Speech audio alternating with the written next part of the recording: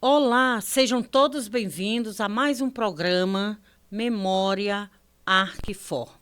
Um programa produzido nos estúdios São José, da Arquidiocese de Fortaleza, e que quer levar para vocês um pouco da história da nossa arquidiocese. Nós já estivemos aqui falando sobre o nosso querido Dom Manuel, o nosso primeiro arcebispo, depois Dom Lustosa, Dom Delgado, e hoje nós estaremos falando sobre o nosso saudoso Dom Aloysio Loscheider.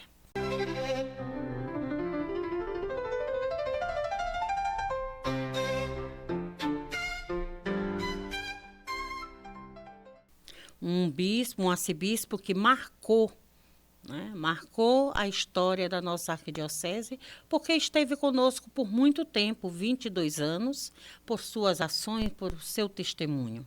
Está conosco o professor Miguel Brandão, que mais uma vez ele irá nos ajudar a conhecer um pouco essas ações e administrações pastorais do nosso querido Dom Aloysio Loscheider. Querida Marta, que alegria estar aqui para conversar sobre Dom Aloysio. Queridos irmãos, queridas irmãs, que o Espírito Santo nos ajude a compreender bem estes homens que foram testemunhas vivas, evangelizadores, pregadores, anunciadores da palavra de Deus e bispos da nossa igreja. Dom Aloysio é gaúcho. Nasceu em 1924, fez 100 anos no ano passado. Foi ordenado em 48 e sua ordenação episcopal se deu em 1962. Primeiramente, bispo de Santo Ângelo, no Rio Grande do Sul. E em 1973, após a renúncia de Dom Delgado, ele foi escolhido pela Santa Sé para ser o arcebispo da Arquidiocese de Fortaleza.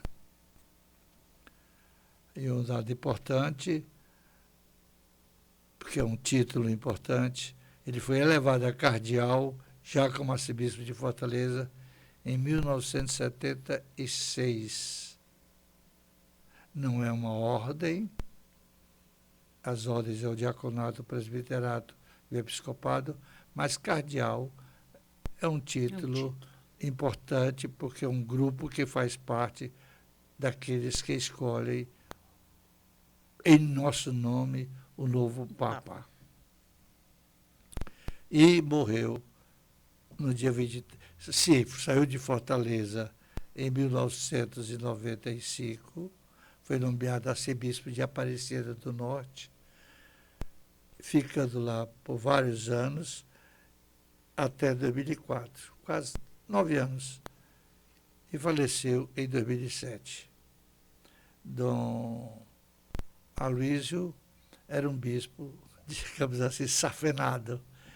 Ele sofreu muito do coração, fez diversas pontes de safena, ficou muito doente, várias vezes tinha que baixar ao hospital, mas de uma apostolicidade, de uma missionariedade fora de série, de um amor, de um carinho, de uma dedicação ao povo de Deus, a todos, sem distinção de classe, mas disparadamente aos que mais sofriam. Alguns bispos auxiliares, os bispos auxiliares deles, Dom Raimundo de Castro Silva, nosso querido Dom Raimundo, que passou muitos anos aqui, Dom Manuel Edmilson da Cruz, que era da Diocese de Sobral, mas veio trabalhar no seminário com o Dom Delgado, e em 3 anos aqui na Diocese ele foi nomeado bispo do Maranhão, e depois veio ser bispo auxiliar de Fortaleza. E passou aqui muitos anos, inclusive do Edmilson, completa 101 anos agora, no início de outubro. Reside, ainda está vivo. E que depois foi para Limoeiro do Norte, né? Foi, já em 94, eu acho, Isso. 95, foi para Limoeiro do Norte, passou 4 anos lá, até atingir a idade de 75 anos. um outro bispo auxiliar, o Geraldo Nascimento, frade menor capuchinho, que faleceu agora, há pouco tempo. Faleceu em 6 de novembro de 2022. E Dom Geraldo Nascimento, só uma particularidade, ele foi administrador da Arquidiocese de Fortaleza com a saída de Dom Aloysio até a chegada de Dom Cláudio, durante, se não me engano, 10 meses. 10 meses. Administrador diocesano, que é uma função muito importante também. E Dom Delgado trouxe para Fortaleza Dom Adalberto, outro capuchinho. Dom Aloysio, desculpe-me, trouxe para Fortaleza Dom Adalberto para ser bispo auxiliar, e Dom Adalberto morreu agora no dia 30 de julho deste ano. Já era bispo auxiliar emérito. Essa é a equipe de padres. Agora, as ações pastorais de Dom Aloysio. Antes de nós muitas. passarmos, Miguel, para as ações pastorais e administrativas de Dom Aloysio Loscheider, que é marcado e ficou conhecido como o homem que tinha um coração maior do que ele mesmo, né, do que ele próprio, eu gostaria de convidar você a se inscrever no canal, né, do YouTube, Arquidiocese de Fortaleza.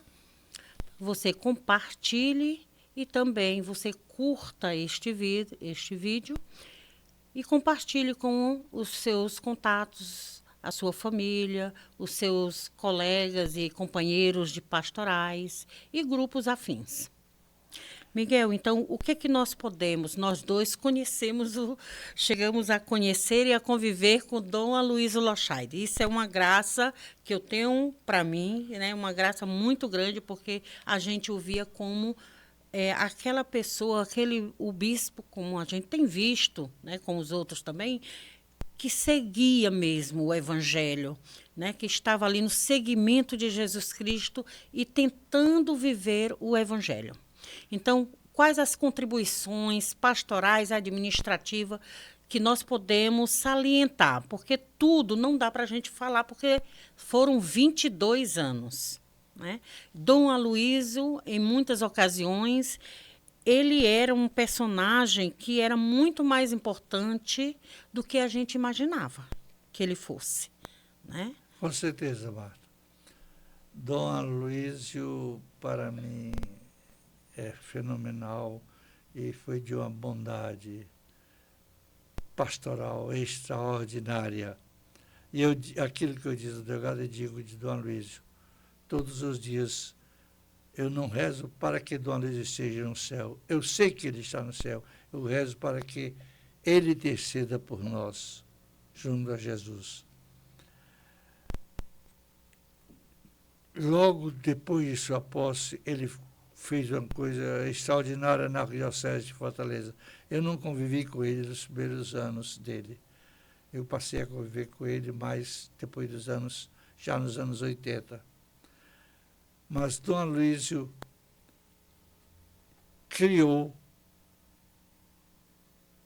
fez acontecer assembleias arquidiocesanas e, a partir dessas assembleias arquidiocesanas, elaborar plano de pastoral. Até então não existia isso em diocese nenhuma.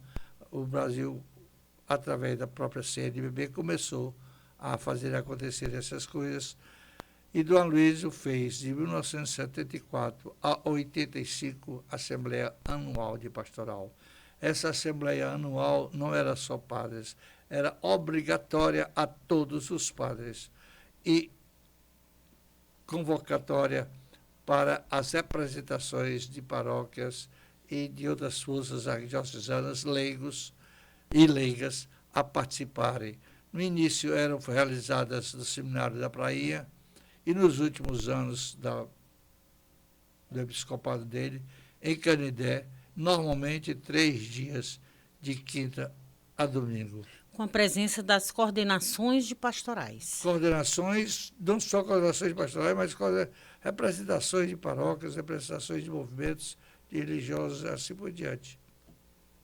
Eram cerca de 300 pessoas, ou mais. Isso. Em 1974 foi elaborado o primeiro plano de pastoral da Arquidiocese de Fortaleza. Até antes não existia plano pastoral. começou a história de planejamento. Não se pode ficar sem fazer planejamento. E a cada ano era publicado um novo plano. Eu quero ler aqui um pequeno texto, meu querido ouvinte, do Plano Pastoral em 1964, do Aloysio, afirma o seguinte: em nosso plano arquidiocesano de pastoral orgânica ou de conjunto, não há projetos de foranias, não é a forania que faz projeto, paróquias, comunidades eclesiais de base, movimentos de leigos, associações, organismos, setores de atividades pastoral. Trata-se de um plano que atinge a arquidiocese como tal, no seu todo. As foranias, paróquias e demais setores pastorais devem, dentro do objetivo, diretrizes, normas do plano arquidiocesano, fazer os seus próprios projetos, montar o seu próprio plano de atividade, apresentando à Cúria Arquidiocesana, ao setor de coordenadoria. Para que isso? Para que todas as forças vivas da arquidiocese possam tomar conhecimento das ações, realizações dos setores. Questão da unidade. Isso aconteceu anualmente até 84. Em 84 começa a história das regiões episcopais, que depois eu falo. Uma outra coisa que Dom Aloysio deu, começou logo em 74, ele entrou em 73, não havia em igreja nenhuma, eu na minha infância, na minha juventude, não passei por isso, cursos de preparação para o batismo, crisma e matrimônio. Em 1974, ele determinou que todas as paróquias, de acordo com o plano pastoral, realizem curso para os pais e padrinhos de preparação para o batismo. Curso para aqueles jovens que quisessem receber o sacramento da crisma. E para aqueles que vão se casar. Não havia disso. Para a crisma, eu me lembro de mim, crismei com 8 anos, o padre avisou, na próxima quinta-feira o bispo veio aqui fazer a crisma, quem quiser, escolha o padrinho e venha.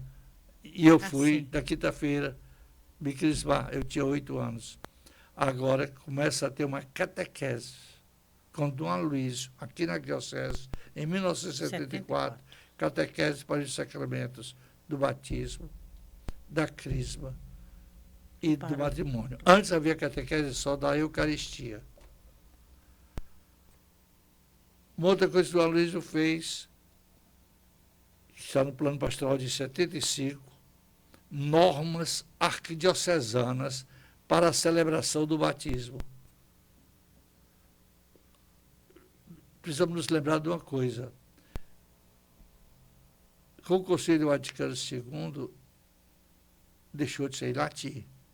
Batismo era em latim, casamento era em latim, a ordenação era em latim, tudo era em latim. Agora passa a ser em português. Então começa a haver as improvisações, não vai do jeito. Do Aloysio apresenta normas arquidiocesanas para a celebração do batismo, da confirmação, que é o crisma, da Eucaristia, da penitência, do matrimônio, da unção dos enfermos, das exéquias e da liturgia da palavra, novidade. Liturgia da palavra que não acontecia.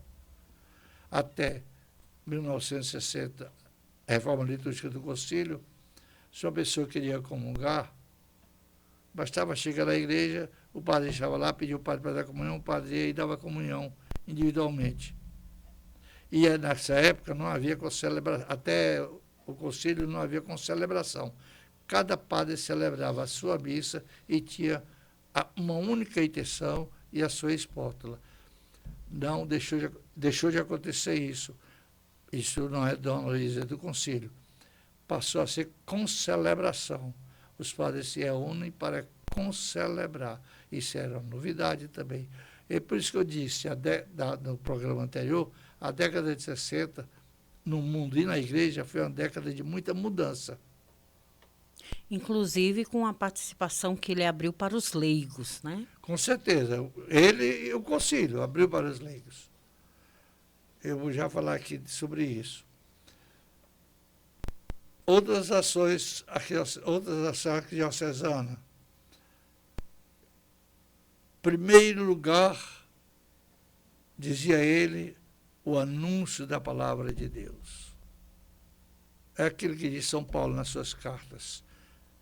Eu sou evangelizador. Fiz alguns batismos, realizei alguns sacramentos, mas a pregação, o anúncio da palavra de Deus, primeira coisa. Depois, uma outra coisa que ele apontou, formação de grupos e de comunidades eclesiais de base. A paróquia não é a matriz. Tem muita gente pensava que a paróquia, ainda hoje pensam, a paróquia Nossa Senhora da Conceição é só a Messejana. Não é só a Messejana. As comunidades todas formam a paróquia de Messejana. Então, as comunidades eclesiais de base, com o espírito aprofundado no Evangelho. Cada paróquia deve ter seu conselho pastoral. Não havia isso antes. Cada paróquia deve ter seu conselho pastoral. Eu me lembro quando, em 79, ele foi fazer uma visita à Messejana e o padre Pereira, na época, vigário, me chamou.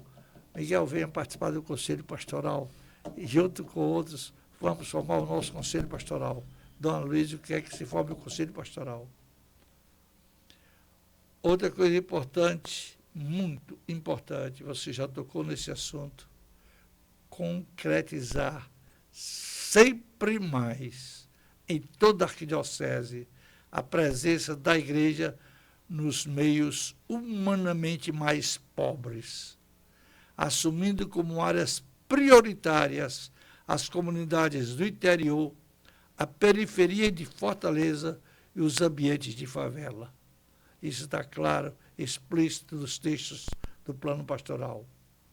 Inclusive na vivência dele, né? Na vivência dele. A vivência dele ia. Era a presença mesmo, ele não media esforços para estar junto ali nas comunidades mais simples. Né? Outra coisa, introduzir nas comunidades, não é nem paróquia, não é nem matriz, o culto dominical, aperfeiçoando onde já existe, mesmo que não seja a missa, mas que haja o culto dominical naquela comunidade, onde não tem nem capela muitas vezes. Que hoje nós chamamos de celebração da palavra. É a celebração da palavra, o culto dominical. E também, uma última coisa que ele intensificava muito, das que eu elenquei, criação dos círculos bíblicos, que haja círculos bíblicos nas comunidades, para que... Inclusive, eu conheci você, Miguel, ainda muito jovem, quando você ia nas nossas comunidades, inclusive na Lagoa Redonda, com a formação bíblica, né? Para os círculos bíblicos. E eu acompanhava minha mãe no círculo bíblico e era você. Muda a criação de Dom Delgado relacionada aos serviços e assessorias. Formação de ministros da Eucaristia. Então, começou com ele a existir na arquidiocese leigos, ministros da Eucaristia, que até então não havia. Tudo isso se deve ao Concílio Vaticano II. Quer dizer, foram respostas que o Dom Aloísio foi dando na arquidiocese a partir do leitores.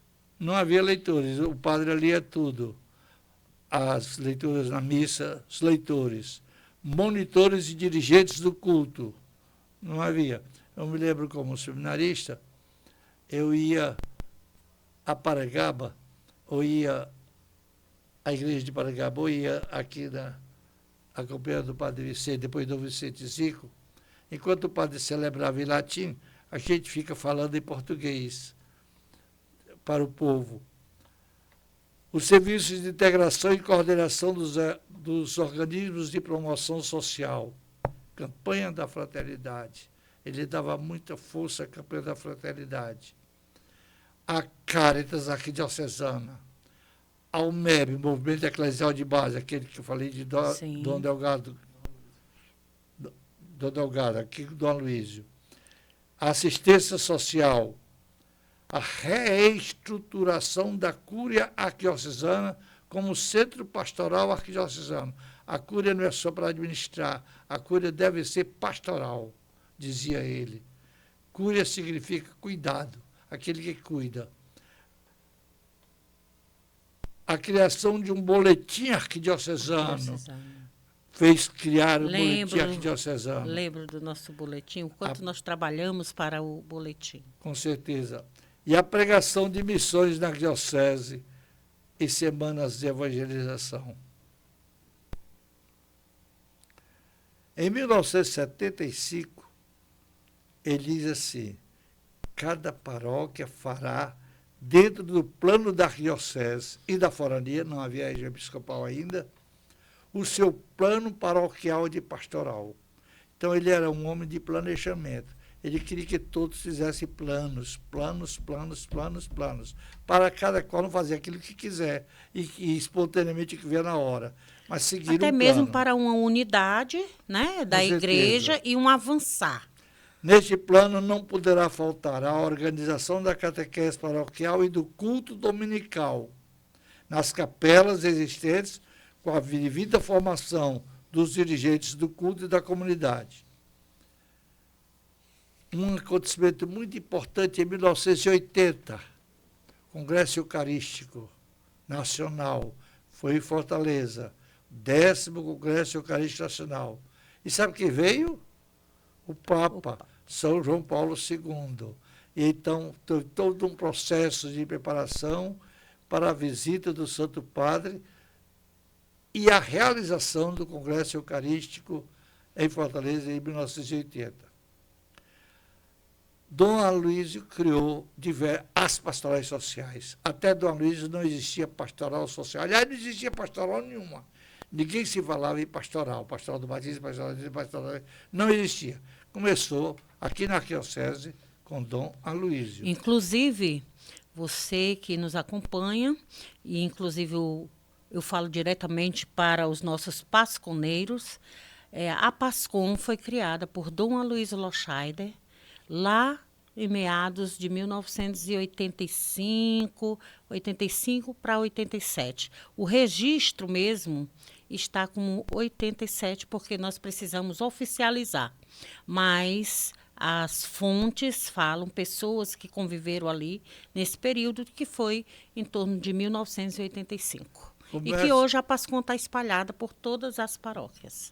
Começam a surgir, pouco a pouco, as pastorais, desde o início do pastoreio, as pastorais sociais. Surgir como? A partir do tema da campanha da fraternidade. Geralmente, eu me lembro bem da pastoral do menor, que surgiu a partir da campanha da fraternidade sobre o menor. Seja ainda por iniciativa dele próprio, arcebispo, a partir de pastorais já organizadas em plano nacional. A mais antiga pastoral da arquidiocese, a primeira a começar, foi a pastoral operária, que dava continuidade à ação católica operária. A Assembleia Arquidiocesana, em dezembro de 1980, aprovou e o senhor arcebispo criou o Centro de Promoção e Defesa dos Direitos Humanos, que também foi em 80, mas oficialmente está em 82. Uhum. A pastoral universitária também, dando continuidade à JUC, a Juventude Universitária Católica, já que os movimentos de ação católica deixaram de existir por decisão da CNBB em função da pressão da ditadura, menos a JOC continuou viva até pouco tempo atrás, mas pouquinho, mas viva. Todos esses movimentos, então, passaram a ser pastorais. Pastorais. E são trazidos também, além das pastorais, movimentos eclesiais. E eu cito aqui 3 movimentos eclesiais que ganharam muito corpo na arquidiocese de Fortaleza, na época de Dom Aloysio. O Concílio de Cristandade, sim, o Encontro de Casais com Cristo, o SC, que atingiu tudo que é paróquias, e a Renovação Carismática. São 3 movimentos muito fortes que surgiram na época de Dom Aloysio Loscheider. Heranças de Dom Aloysio. Você falou dos leigos, do laicato. Dom Aloysio criou o Conselho de Leigos da Arquidiocese de Fortaleza, participava, animava o Conselho de Leigos, dá total apoio.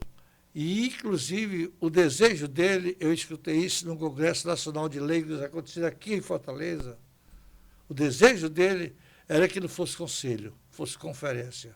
Assim como tem a Conferência Nacional dos Bispos, CNBB, assim como tem a CRB, que tivesse também a conferência dos religiosos, tivesse também a conferência dos leigos. Mas isso não passou e hoje ainda é o Conselho Nacional de Leigos. Agora, um dos fatos mais importantes na arquidiocese, de mudança mesmo na arquidiocese, aconteceu em 86 com a criação das regiões episcopais. Isso aí eu vou falar um pouquinho mais, Marta, porque é muito importante.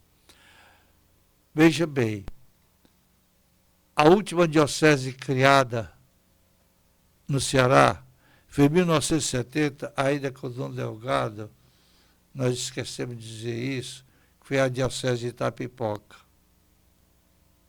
Sim. E Tianguá.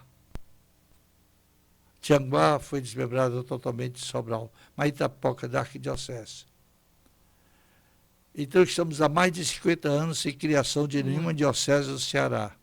E Dom Aloysio pleiteava a criação de novas dioceses no entorno de Fortaleza. Então, ele decidiu o Direito Canônico Novo, publicado, oficializado pelo Papa João Paulo II, se não me engano, em 1982, fez despertar em Dom Aloysio a criação de regiões episcopais. E Dom Aloysio fez assembleia para discutir esse assunto. Foram 3 assembleias arquidiocesanas e eu participei das 3. Eu quero dizer a você e aos queridos amigos que estão me escutando que eu participei de todas as assembleias arquidiocesanas de 1984 até a última. Só não vou participar mais da próxima, porque já estou fora, já com a idade vencida, certo? E houve 3 assembleias, uma em 84, e 2 assembleias em 85, em Canindé, todas de 3 dias, para ver como se faz a questão das regiões episcopais. Antes disso, Dom Aloysio teve uma ideia. Ele mora aqui, na Casa Episcopal. O bispo auxiliador Edmilson foi morar, se não me engano, na Granja Lisboa. Isso. Para lá. Isso antes das regiões episcopais. E o Dom Geraldo foi morar na Pedra, para a região sul. Então, região oeste, região sul e região leste, aqui com o Dom Aloysio, os bispos já se articulando para se dividir e atender. Mas aí veio a criação das regiões episcopais. No início se pensava em 3, mas ficou decidido na última Assembleia, em 6. Em outubro de 1985, 6 regiões episcopais. Região Episcopal Metropolitana 1, que pega toda essa região que vai desde a Parquelândia até o Mucuripe, pegando a Aldeota, pela 13 de Maio, toda essa região central e mais antiga de Fortaleza. A região metropolitana 2 pega todo o oeste da Barra do Ceará e subindo, incluindo Caucaia, incluindo Maranguape, São Gonçalo do Amarante. A região sul, a partir daquela avenida da base, Borges de Melo, para lá, desde a praia, incluindo Itaitinga, Pacatuba, Guaiúba, Pedras é a ideia Fortaleza, Guaiúba, Eusébio, que fazia parte do Aquiraz. A região praia, pelas 2 grandes estradas, pela praia e pela BR-116, as paróquias daquela região. A região serra, as paróquias que ficavam ao pé da serra e no alto da serra. E a região sertão, Canidé, pegando o sertão, descendo até, pegando inclusive 2 distritos de Maranguape, Tabatinga e Tabebuçu. Essas 6 regiões. E Dom Aloysio deu um prazo. Na Assembleia de 85, vocês têm até julho de 86 paróquias dessas regiões para se organizarem, fazerem suas assembleias e escolherem sua coordenação,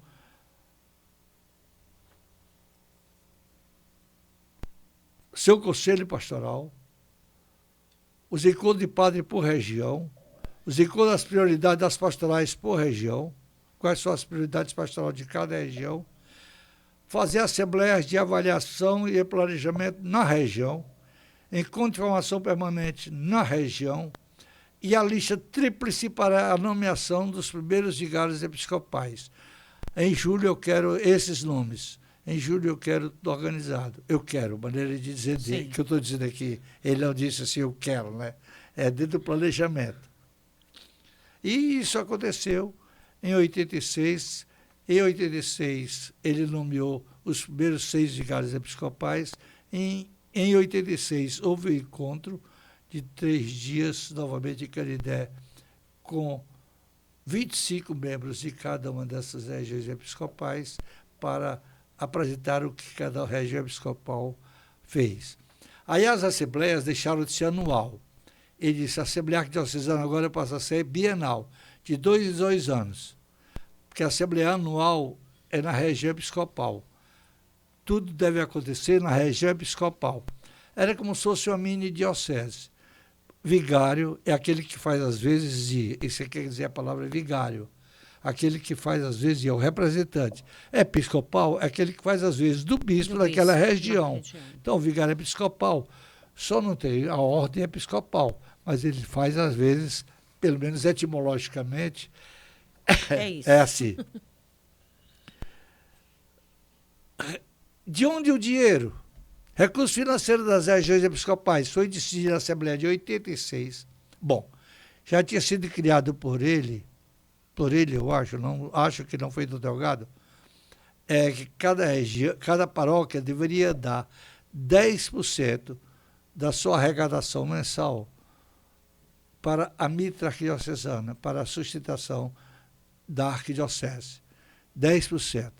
Então ele decidiu, em 86, que desses 10% dado, quando formasse o bolo todo, 50% seria devolvido às regiões e a mitra ficaria com 50%.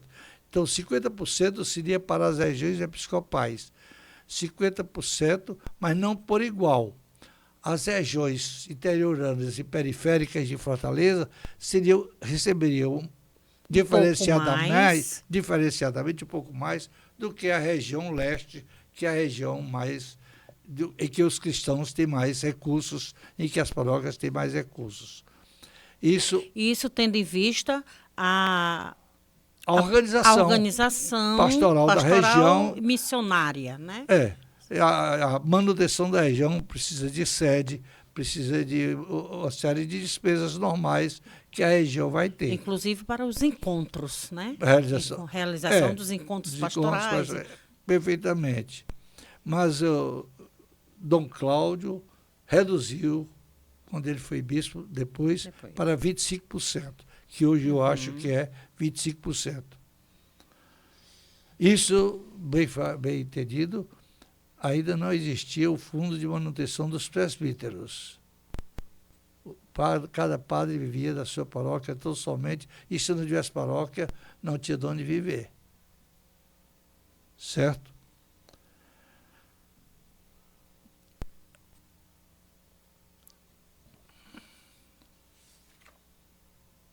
Importante, como se dá a unidade das regiões episcopais? Se cada região tem sua assembleia e vai fazer, como acontecer a unidade? Na Assembleia de 88 foi sentido isso, na Assembleia de 90 foi sentido isso, e começou as regiões com prioridades diferentes, com diferentes. A unidade arquidiocesana a unidade pastoral arquidiocesana como se dá. Então, em 80, na Assembleia de 92,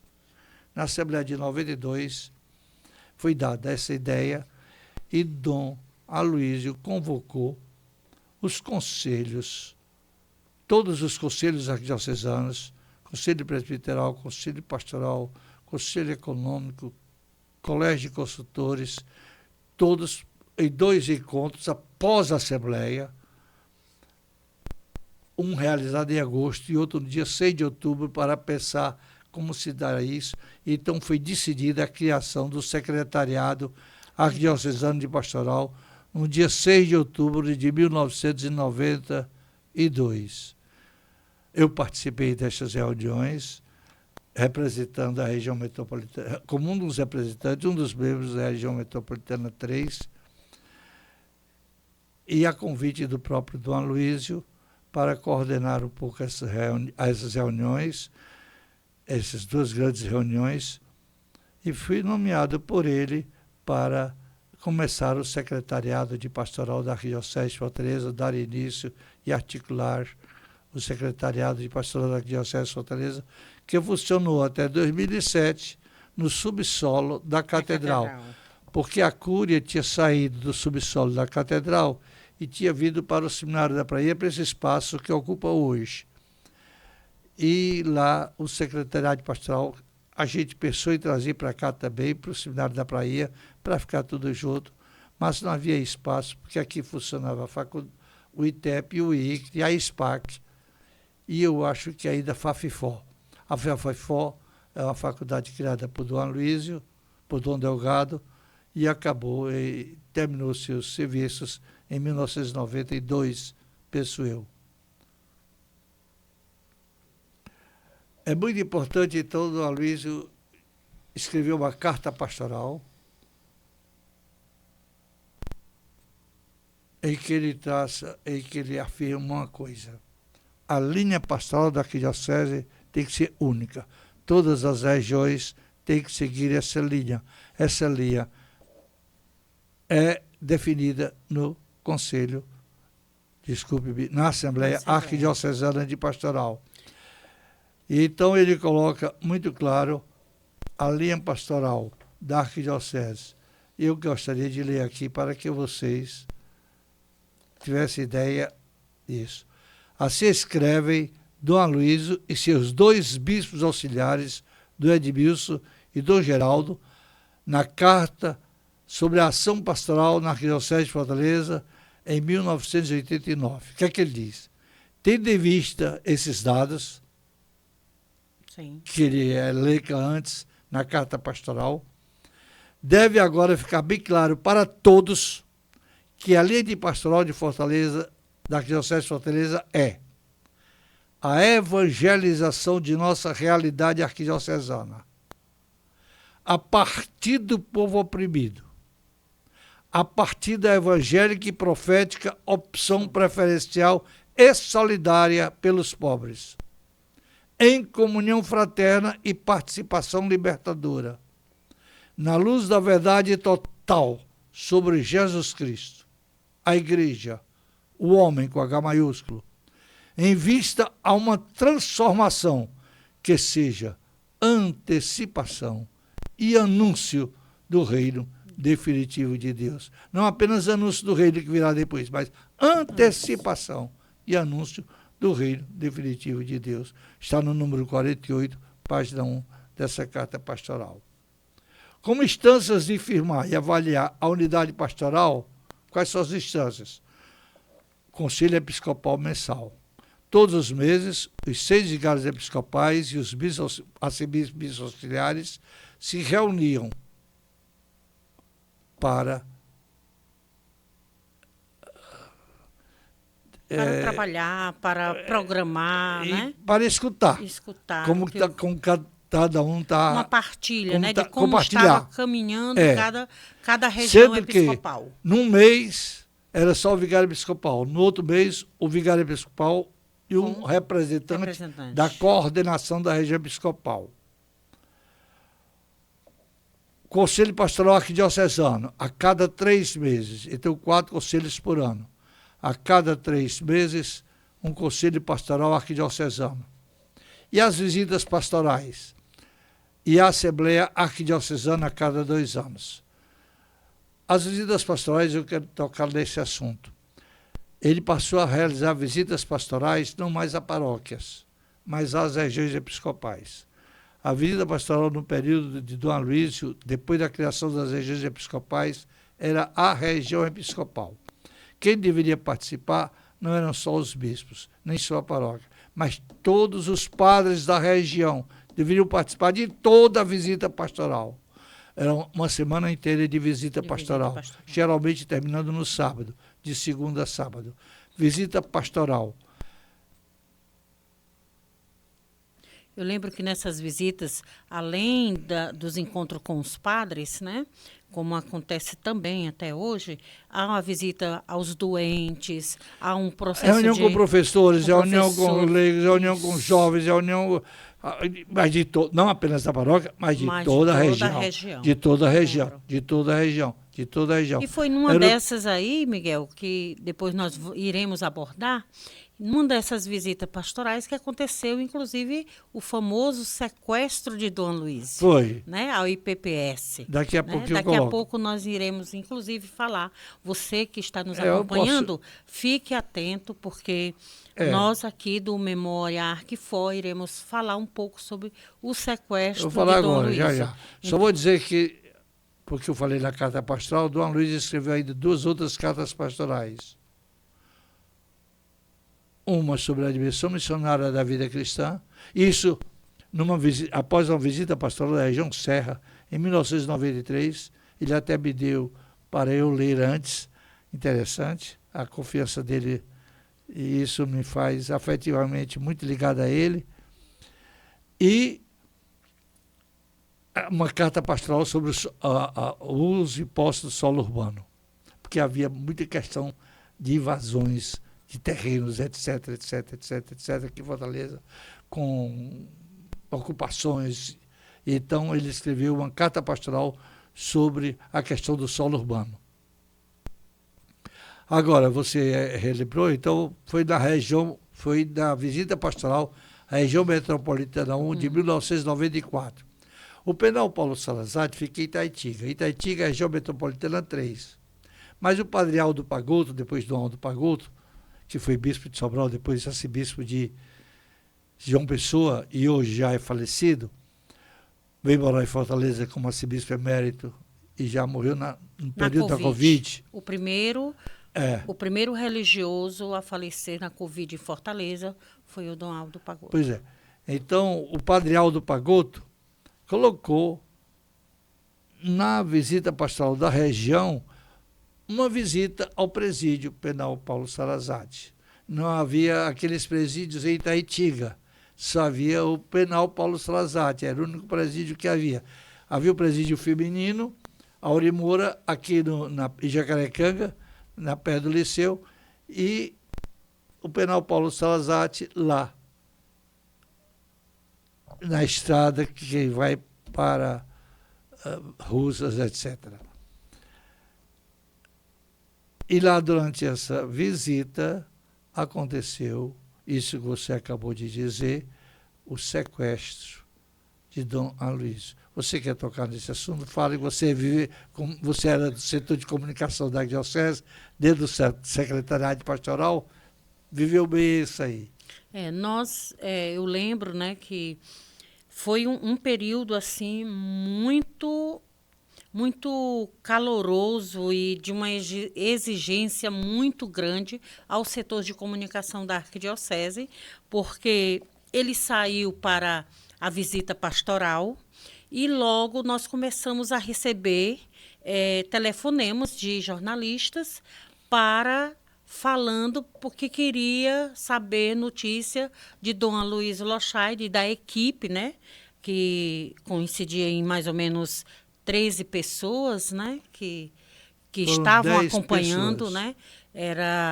Além dele, estavam os 2 bispos auxiliares, Dom Edmilson e Dom Geraldo Nascimento. Esse apenas o religioso que está vivo é o Dom Edmilson, né, com 100 anos já.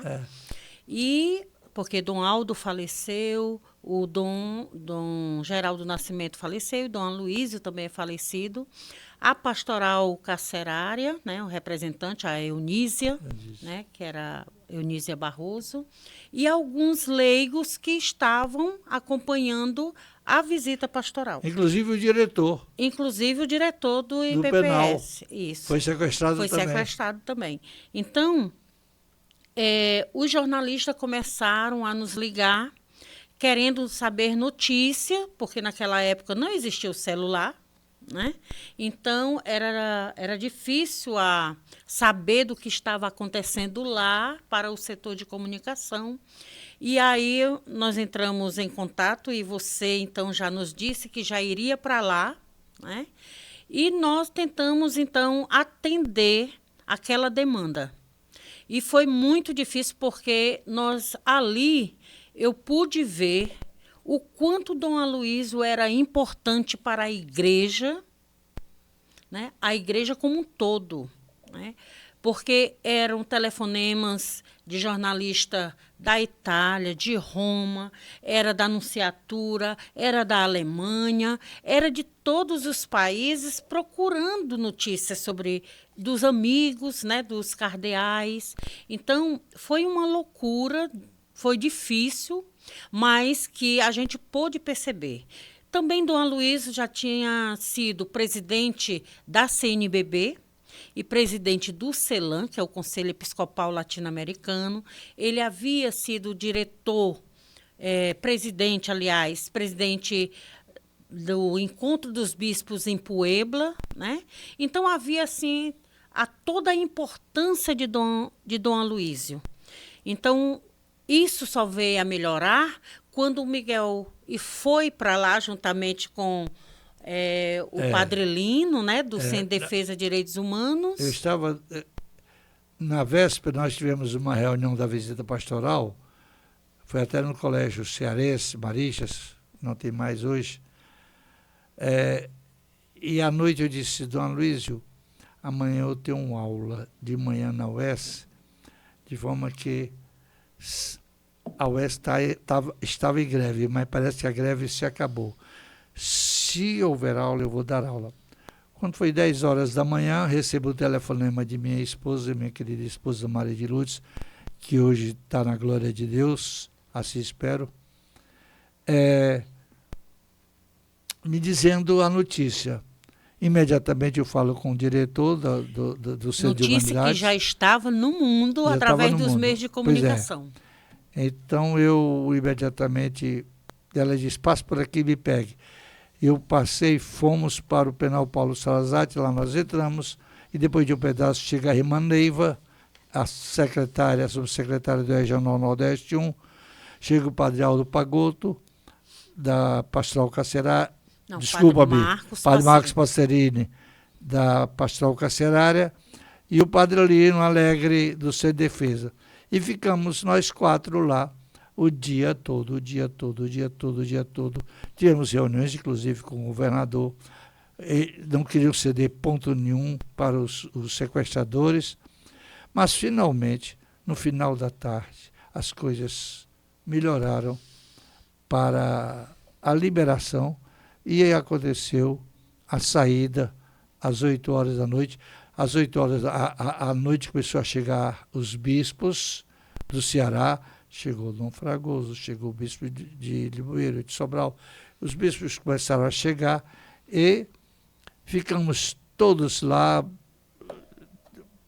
pelejando e assistimos a saída deles no carro, com a polícia atrás, e graças a Deus, às 6 horas da manhã, não é, Mato, 6 horas da manhã? 6 horas da manhã, na Serra Azul. Na Serra Azul eles foram libertados.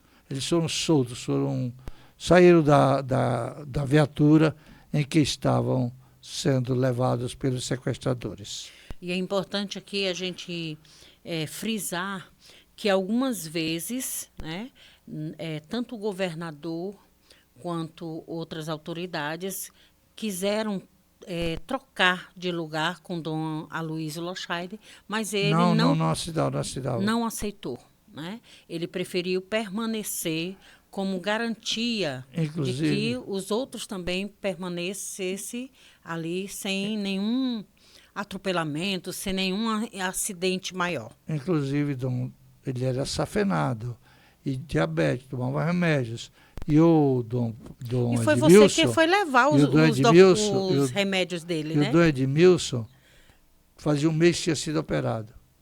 Então estava ainda semi-enfermo lá. Eu vim buscar os remédios às 4 horas da tarde, falaram dos remédios de Dom Luiz, ninguém sabia, a dureza até 4 horas da tarde era total, ninguém sabia o que ia acontecer. Então eu vim aqui à residência episcopal, pegar os remédios para levar para ele. Mas quando cheguei lá, já tinha muita gente lá de fora, sem poder entrar, eu consegui entrar e fui de novo, fiquei lá e entreguei os remédios. E graças a Deus. E há algo, mas Miguel... o fato novo e importante você vai contar agora. Sim. Ele voltou. Mas antes de falar sobre isso, eu gostaria de dizer que me marcou muito a coletiva do Dom Aloísio, já quando ele foi liberto, né? Então, ele passou por uma bateria ali, uma consulta médica, né, para poder saber se ele realmente estava bem, já que ele tinha esses problemas de saúde. E depois, então, ele aceitou dar a coletiva. E eu lembro, a primeira vez que eu vi aqui o auditório da faculdade, né, aqui na Prainha, lotado de jornalistas. Né, porque queria a entrevista dele, e era jornalista assim, do Brasil inteiro. Então, isso me marcou muito, porque ele era uma pessoa, igreja viva, né, um seguidor de Jesus Cristo, e que estava ali para falar da experiência dele, que ele mesmo preferiu permanecer, né, até conduzir orientando ali todo mundo, a questão da calma, da tranquilidade, para que ninguém tomasse decisões, né, bruscas e tal. Eu quero te lembrar, Marta, um fato, um pouco fora do assunto, mas que mostra essa grandeza de Dom Aloísio.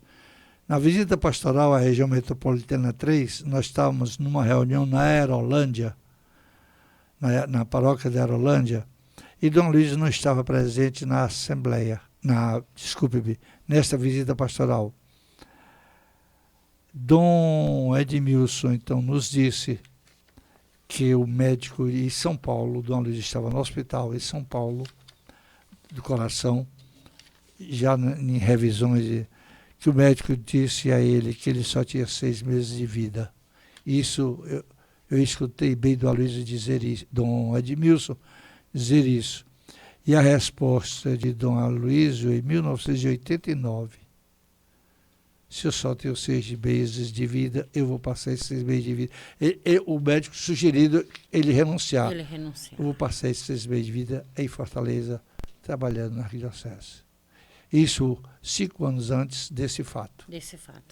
E aí, o que eu gostaria de trazer como curiosidade de Dom Aloísio, que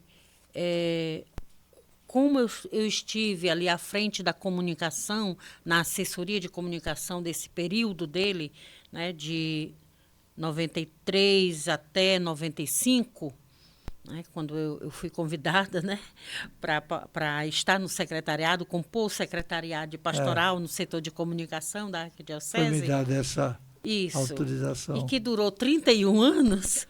Então, ele esteve presente para mim para os 2 momentos, tanto de tristeza, como assessora de comunicação, como um grande momento de alegria, que foi a tristeza, claro, foi aí a morte dele. Né? Para mim foi nossa, muito triste.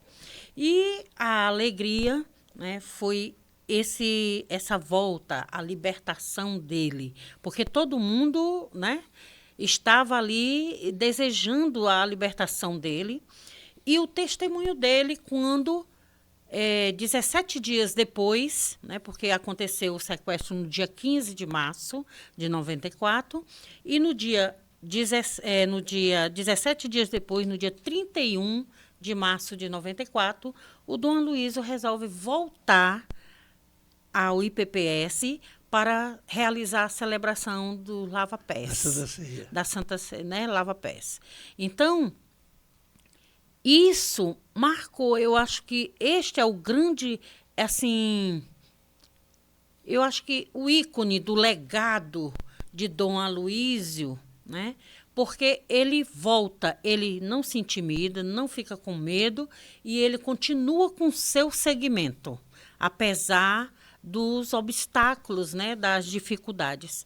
Então, para mim, a volta dele ao IPPS, quando as autoridades de segurança não queriam mais que ele voltasse, mas ele faz questão de voltar, de celebrar, de lavar os pés dos presidiários.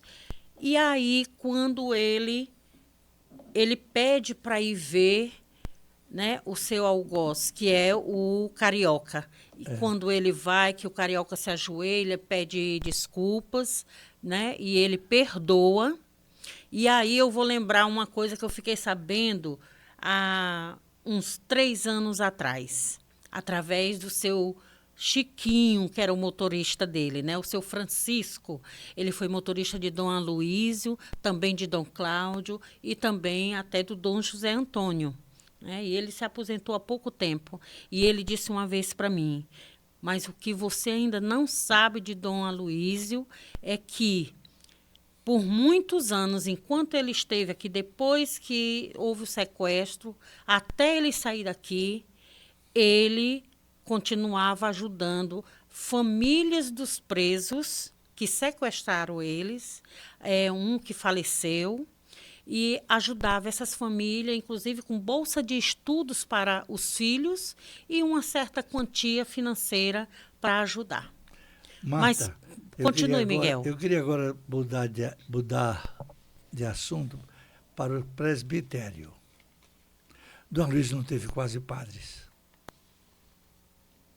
Ele chegou num momento de falta de padre na arquidiocese.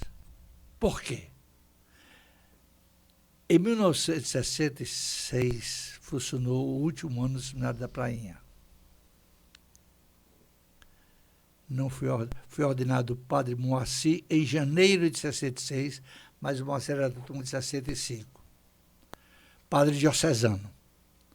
E o outro padre diocesano ordenado seguinte aconteceu 10 anos depois, em 1976, que foi o padre Gilson Soares. Então, a arquidiocese passou 10 anos sem ter padres ordenados. Segunda coisa, com a criação das dioceses, muitos padres saem, mas quase 50% dos padres da arquidiocese de Fortaleza se casaram. Essa é uma verdade. Eu já fiz essa pesquisa. Ficaram praticamente sem padres novos, não havia padres novos, e os padres velhos, sem essa força toda. Então, Dom Aloysio teve que trazer muitos padres de fora, muitas pessoas de fora, para ajudá-los. Dentre as congregações, Miguel, das congregações que estavam sujas e ficavam como residentes. E procurou também sempre se reunir com os padres casados. Ele mesmo convocava a reunião, ele convidava para jantar na casa do clero, ali do Hospital Cura das, e sempre se reunia e até convidava para, e acolhia ou convidava para funções arquidiocesanas, como professor do ITEP, ou professor do ICRE, ou da SPAC, ou da comissão, para participar da Comissão Arquidiocesana de Teologia e para a articulação arquidiocesana de pastoral e até para administrador paroquial. Ele foi aberto e considerava todos como presbíteros e procurava conversar o mais que podia. Quer dizer, essa atitude de Dom Aloísio de abertura,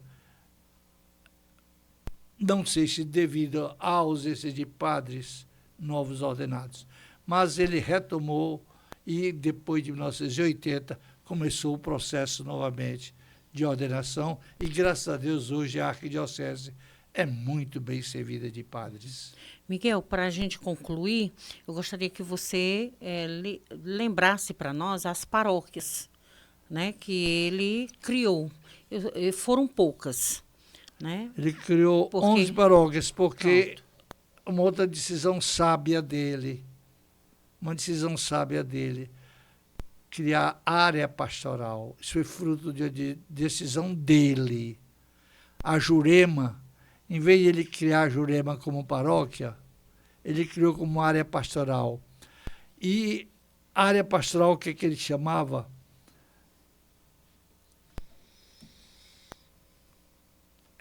São comunidades que se encontram. Não havia um pároco. Na área pastoral não tinha pároco, nem vigário paroquial, nem a centralidade em uma matriz. A área pastoral, no desejo de Dom Aloísio, não era uma quase paróquia, segundo o direito canônico, nem uma localidade que se prepara para ser paróquia, uma futura paróquia. É um jeito novo de ser paróquia.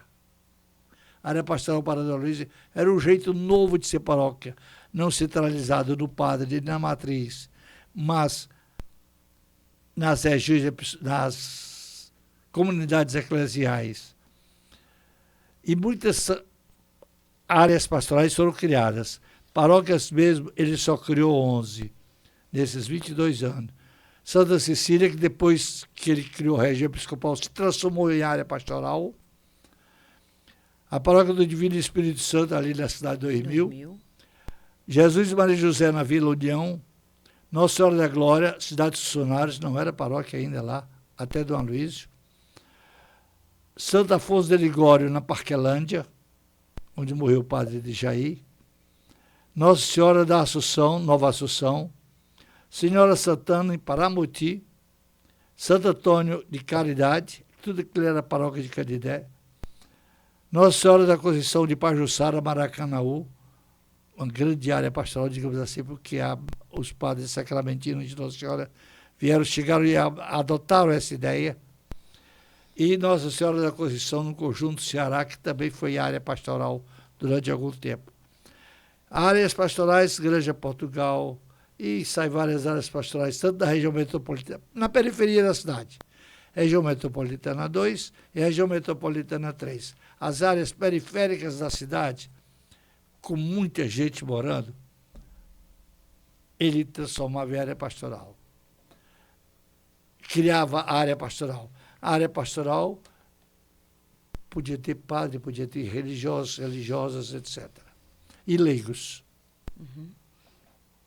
Na região praia, teve 2 áreas pastorais, Sucatiga, Pidoretama, Tapera. Pronto. Miguel, a gente sabe que é inesgotável a quantidade de feitos de Dom Aloísio Lochaide nos 22 anos que ele esteve aqui conosco. Mas algo também que nós não podemos deixar de mencionar é que foi com Dom Aloísio que a Catedral Metropolitana de Fortaleza foi inaugurada no dia 22 de dezembro de 1978. Ele terminou a construção. Terminou a construção e inaugurou. Dom Antônio, quando eu reclamava de Dom Antônio dizia: catedral é obra de séculos. Pronto. Mas Dom Aloísio deu um empurrão. Isso. Então, que o testemunho de Dom Aloísio nos motive cada vez mais a vivência do Evangelho, o amor ao irmão, sobretudo ao irmão pobre, e à igreja. Então, obrigada, Miguel. Mas antes disso, se tiver tempo, Marta, eu quero não deixar de lado as congregações religiosas que Dom Aloísio trouxe. Pois não. Chegaram já estamos com o tempo... Eu sei. Chegaram as seguintes congregações religiosas masculinas. O Instituto de Vida Apostólica Shalom, em 1976. Shalom português, como se chama, Sim. né?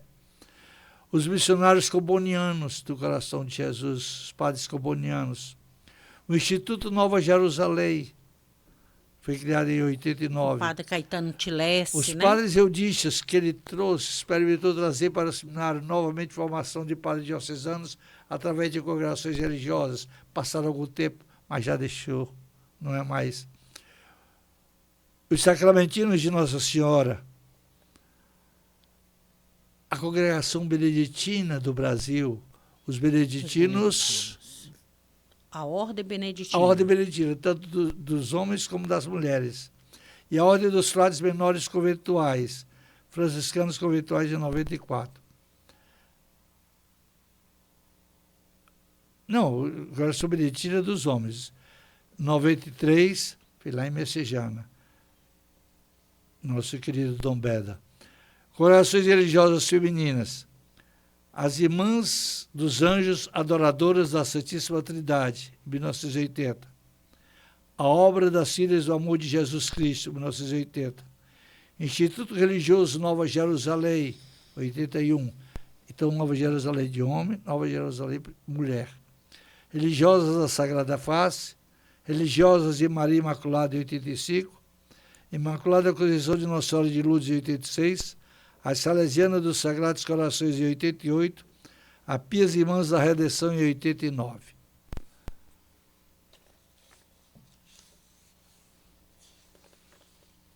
As Irmãs de Nossa Senhora do Calvário, as Calvarianas, em 89, as Irmãs de Santa Elizabeth, em 90, as Missionárias de Nossa Senhora das Dores, em 92, a Congregação Beneditina do Brasil, feminina.